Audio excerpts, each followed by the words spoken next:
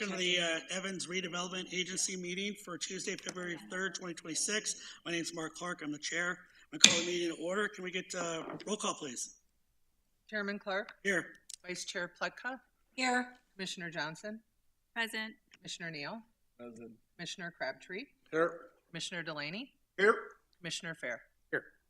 All right, next time on the agenda, approval of the agenda. Madam Clerk, any changes to the agenda? No, Chair. All right, I'd entertain a motion.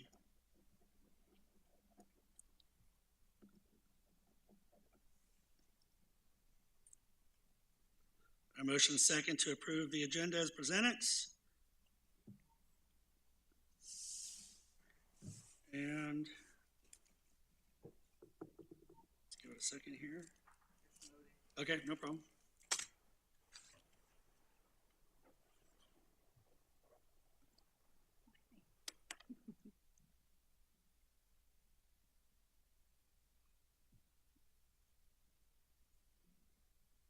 Still loading? All right. All right. It's still in progress. All right, and that motion carries. All right, next item, consent agenda. Any changes to the consent agenda or anything anybody want to discuss on it? If not, I'd entertain a motion.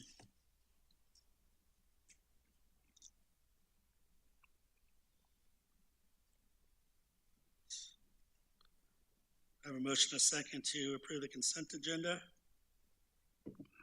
That motion carries. All right, next item on our agenda is new business. Item number 5A, consideration of a letter of interest with Arbor Capital Partners for the junction at Evans property. And we'll turn it over to staff. Thank you. Good evening, Mayor, Chairman Clark and members of the board. Brian Stone, Economic Development Director. I'm here this evening for the consideration of the letter of interest for the remaining parcels located at Highway 85 and 31st Street, known as the Junction. Joining us this evening is Jim Righeimer with Arbor Capital. I'll provide go through the highlights of the LOI, and then I'll have Jim join me up here so he can kind of share his vision on this project. So as you're aware, we've received this letter of interest back in December for the 8.97 acres of retail property on the 85 and 31st Street corner there. The LOI is really a framework of what we're trying to do for the overall agreement with this development and with Arbor Capital. And this allows that the properties can be purchased in phases, and that will all be outlined in future, but this really is the first step for the framework of that process. So as you remember, we met on January 6th in executive sessions and had you guys provided some direction for staff to move forward with. At that time, we met with our legal counsel, Corey Hoffman, and he was in favor of this, but also looked at, when he revised it, added the direction from the board, as well as added some additional safeguards that you'll see this evening that just helps protect the ERA and ensure that development goes with the Urban Renewal Authority, as well as the ERA's main focus. So these have been presented to Arbor Capital, and they're in agreement with the changes and ready to move forward if you guys are this evening. So as you recall, it really is options to purchase. So with that, they have outlined some purchase pricing for the different lots. As you can see, where the lots are and the size kind of dictates where the value of that is. And as if you remember, previously we had an appraisal done, and these numbers really do align with what was shared within the appraisal for the ERA. So as I mentioned, this is an option for him to have exclusive right, or Arbor Capital and his team to have exclusive rights to develop on this parcel. So they will do the marketing, they will do the development, they will to find that. So with that, there's a $50,000 non-refundable option that they'll have to put down. If we're moving forward in a positive way and they need some additional time, there is an option of $25,000 for the fourth year at additional $25,000 that they would put down. Really shows their skin in the game of what they are and the interest of really making this development happen. So as we discussed, the option fee credit, initially we saw that the first one would take down that $50,000. with the changes in the LOI that we've all agreed upon with Arbor Capital is that the $10,000 will be on a pro rata basis. So each time a lot is taken down, $10,000 will be credited towards the purchase of that. Another development milestone that, again, recommended from legal counsel, just so we make sure that we keep things moving forward, we added that they must submit construction plans, not finalized, not anything, but that the city is reviewing plans within 24 months. This is going to show that we have redevelopment happening and that that is active, and we're taking a look at that. So as you see, as we go to the next slide, you'll understand even further of why that's so important. As mentioned, these lots can be purchased individually, so he doesn't have to take down the whole thing at once. And then with the LOI, it's 36 months that he must have one of the lots acquired. So when we talked about this and from previous ones, I look at this as really an ERA partnership. It's something where they came to us. We didn't have to send out an RFQ or an RFP trying to find somebody come in and help develop this or market this like we initially discussed. They came to us. So I look at this as something of an opportunity as well as a partnership. We've gone for a couple years and we've made some great progress. The infrastructure that we put in is amazing. And it probably was one of the reasons that attracted them to this location. But with that being said, we need a further reach. We've done what we can. We have some contacts, but a lot of retailers are going to want somebody that wants to come in, develop it, lease it to them, and then kind of take that. So with this partnership, and within the LOI, it's requirement for development to happen. So they don't just get to purchase it and sit on it. So they'll purchase it with activation of development. The construction drawings are a big part of that, so we know that things are going to move forward. The other one that we talked about was the quarterly meetings. I've spent a lot of time and energy and built some relationships that I think will be valuable to this. So I think sitting down with them and having these quarterly meetings and letting us provide some input of that is going to be big, as well as ICSC we were just talking about in May is another opportunity where we can sit down together in a space where it's directed specifically toward this, where I think we can make some major headway. And then the big one that I like is the city review process, right? So if they have a tenant, we have 10 days to kind of vet that out and make sure that that stays within our vision, and I appreciate them adding that within that. So the property would be conveyed as is. There is an environmental assessments and everything that have been done, but if that would be the only stipulation that they could kind of come back. No rezoning, no water rights, and then no raw water is included. So Board Member Crabtree mentioned to look at what the appraisal was. The water was not included in that, and so we pulled that out, and so that'll be something that we can negotiate further on, but there is a little bit of water on that site, probably not for the whole development, so I appreciate you bringing that up, and we've stripped that from the LOI. So what are the next steps? Like I said, this is really just the framework for the additional agreements that will come forward, the purchase and sale agreement as well as the master development agreement that we have that will work with them as we move forward. And we anticipate that within the LOI, it's mentioned that we'll have this back to you guys within 60 days. So really this is just, again, the framework. You guys, we won't do anything moving forward. You guys will see everything that comes in front of you for this development of this process.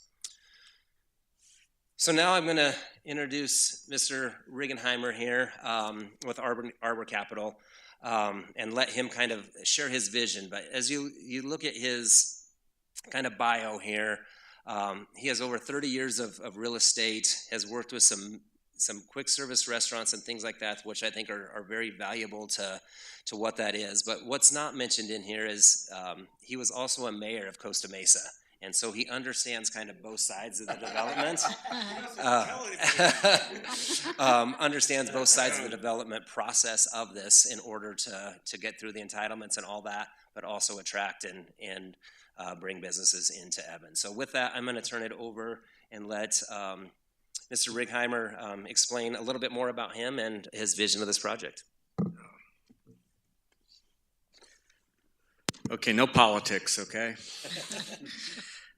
It is interesting. I've got I got into real estate literally going to college. At 19 years of age, I ran out of money going to school. My mom was a real estate broker, and she said, get your real estate license and sell houses in the summer and go to school during the year.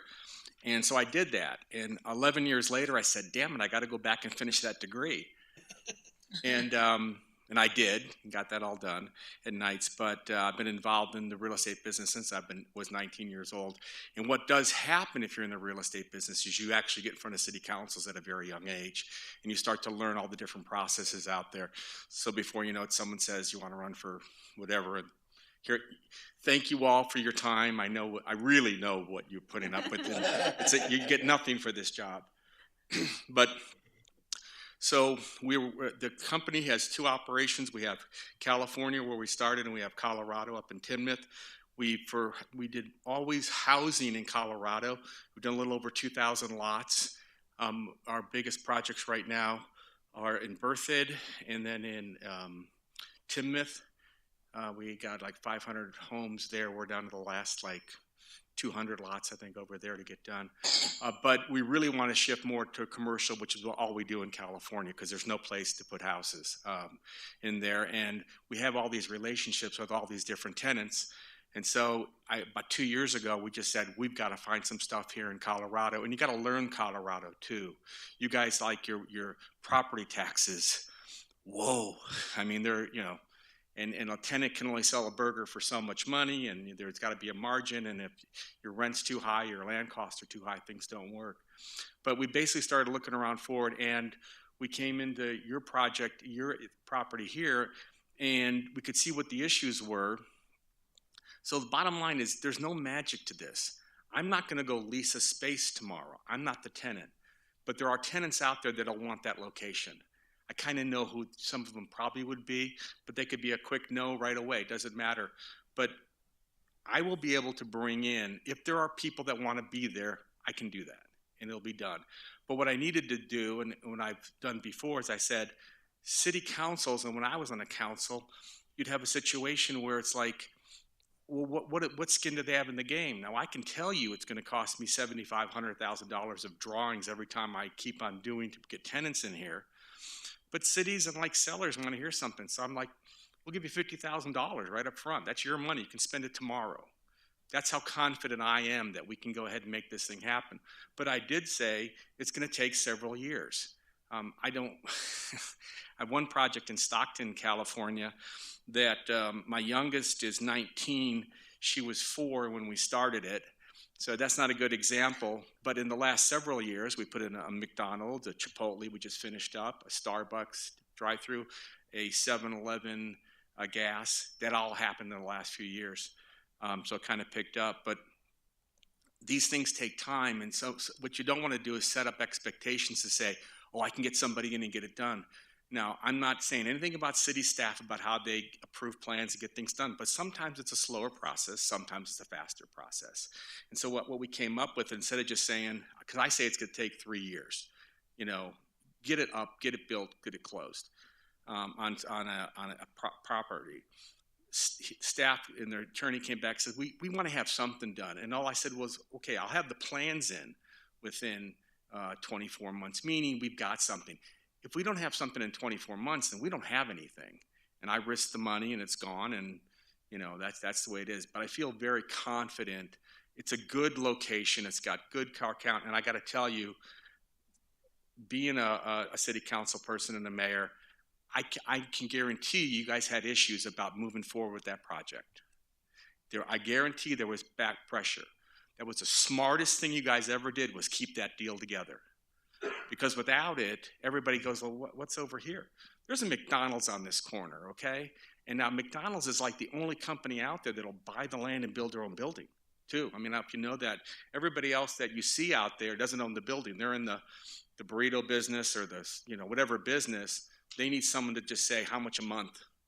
And we build the building, we finish it all, we get it done. So you guys did a great job on keeping that together, and I can really appreciate probably some of the pressures you had to get that done. But without any much more, I'm very confident, highly confident we can do it.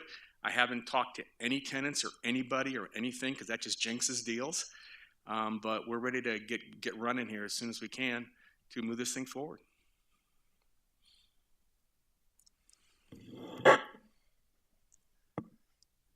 Perfect. Yeah.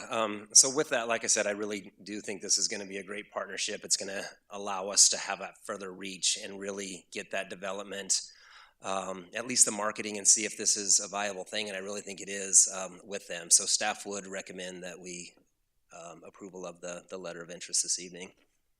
And with that, that's all we have. I'd be happy to answer any questions you guys may have.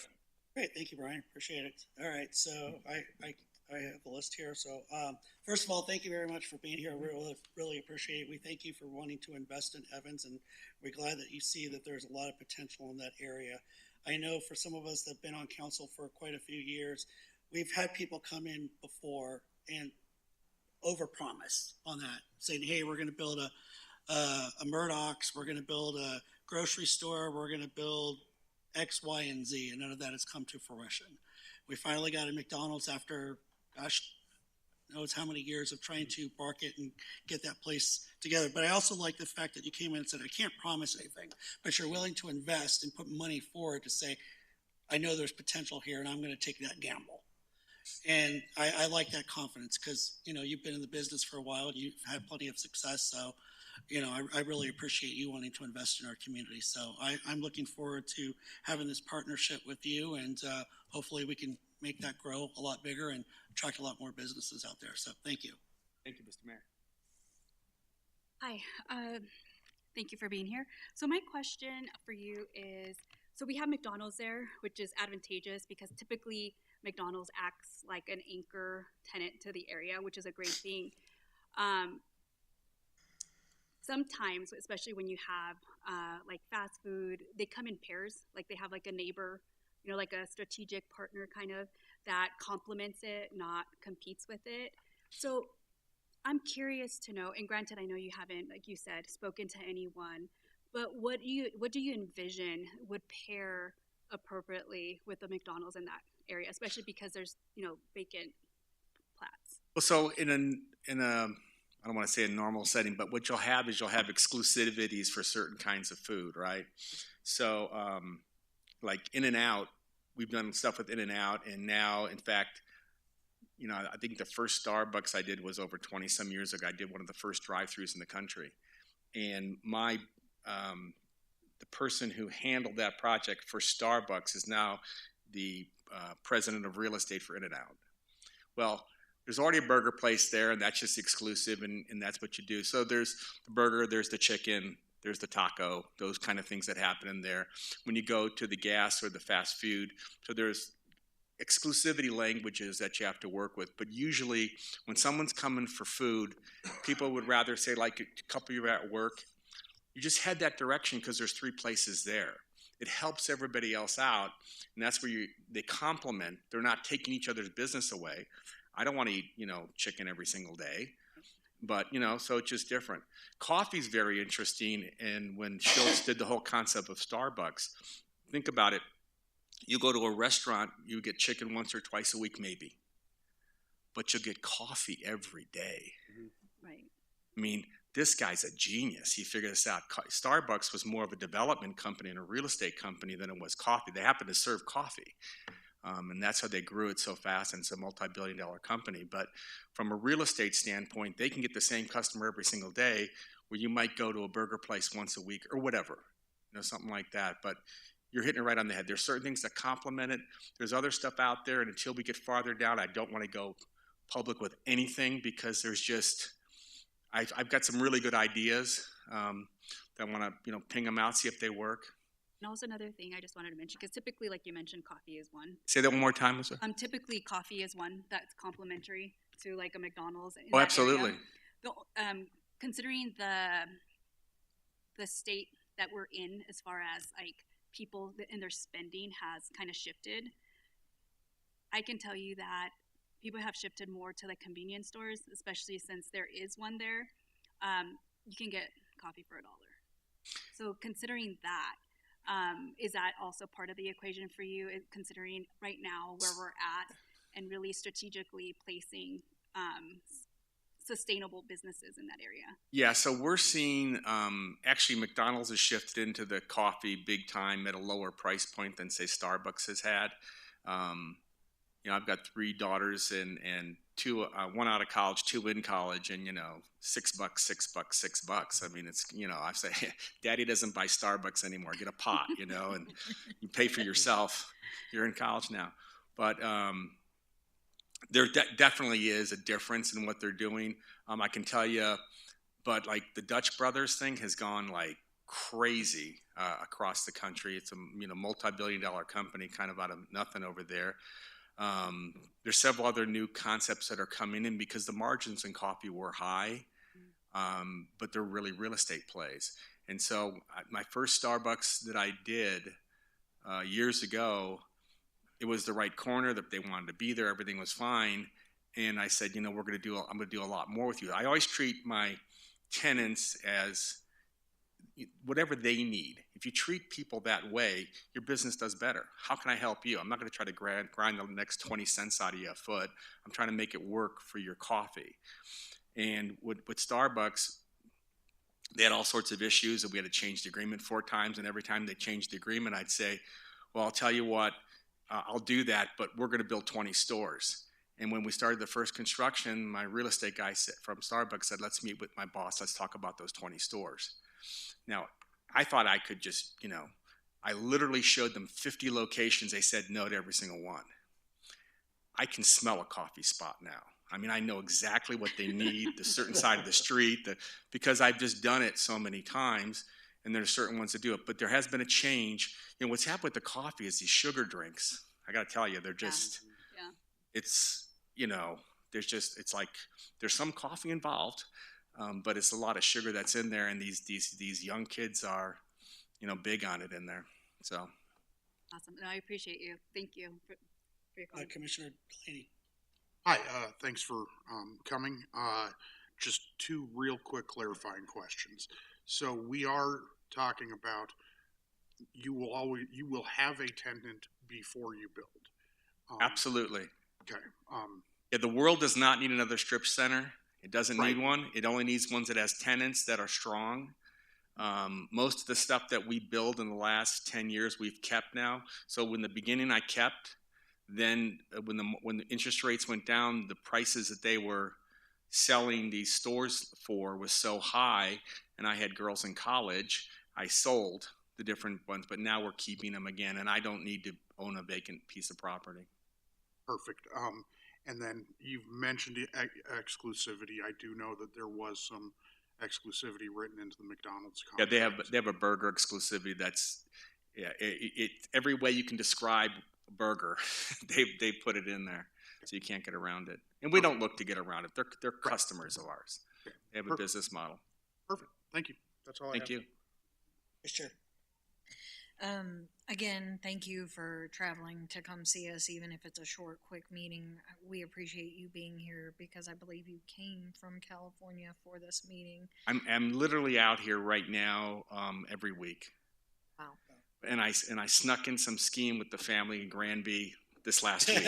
They all flew home. I said, I got to go to work. So we have a house in Tinmouth. I mean, I'm trying to get us out here full time. The deal was when the last one was in college, we'd move. Mm-hmm. Honey, the last one's in college. You move. Yeah, Daddy over here proud plays basketball at Northwestern.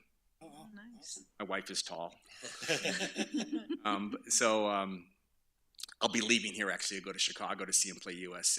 Oh, wow. I went to USC. USC. All right. Good. I want Northwestern to I win. like this guy even better now. The other thing I wanted to say is the staff here was a very big help with being able to keep the McDonald's plan that had gone through. So that definitely, I understand you mentioning us, but we just give the direction. It's the staff that carries it out. And so far, even with this, I'm very happy with what they have done, the research they've done, taking what little input we can offer on these things and applying it. So they understand that we do want the growth. We do want this opportunity. And again, I was on council most of us were when we had the previous. I didn't feel as confident with them as I do now hearing this. So again, thank you for your presentation, and I look forward to what you bring to our city. Thank you. Thank you, Mayor Pro Tem. All right, Commissioner Neal.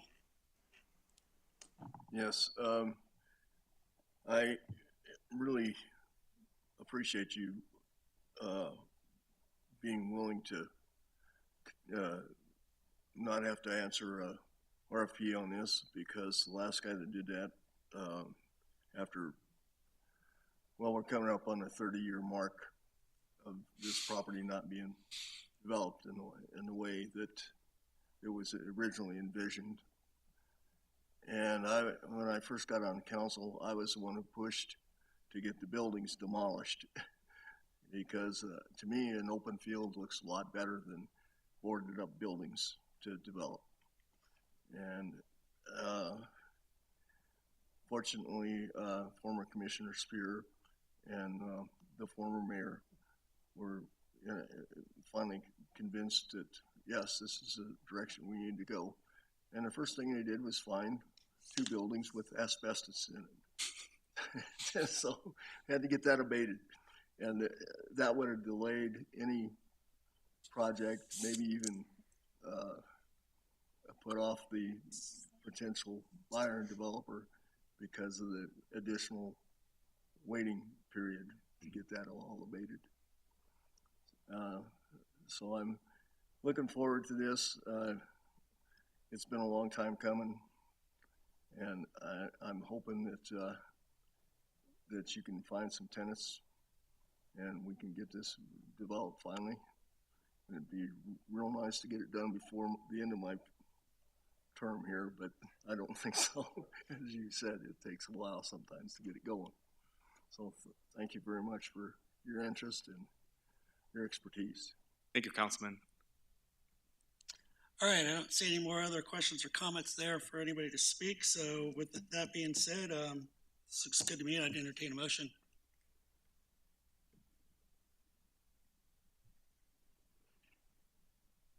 I have a motion and a second to approve the letter of interest between the Evans Redevelopment Agency and Arbor Capital Partners, and authorize the chairman to execute the agreement. Submit your votes. And that motion carries. Great, thank you. Thank you very much again for being here. Thank you so much, and we're gonna make it happen. All right, sounds good. Look forward to hearing back from you at a later date. All right, since there's nothing else on our agenda for this evening, I will call the meeting adjourned. Thank you, everybody.